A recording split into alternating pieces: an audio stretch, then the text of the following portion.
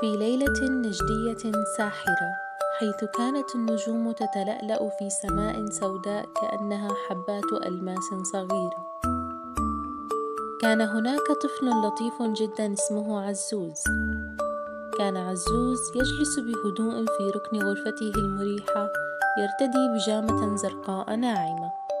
ثم دخلت تالا الغرفة فجأة وقالت: عزوز، انظر، هناك نجمة تضحك خلف النخلة.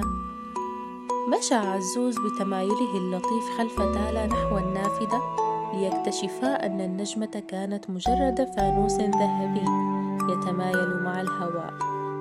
ضحكا معا، ثم فجأة سمعا صوتا في زاوية الغرفة، وجدا صندوقا خشبيا قديما.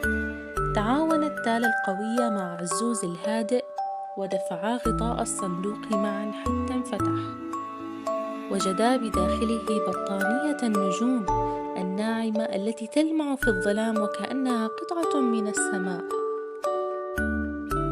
لف الصغيران البطانية الدافئة حولهما وشعرا بالنعاس الشديد.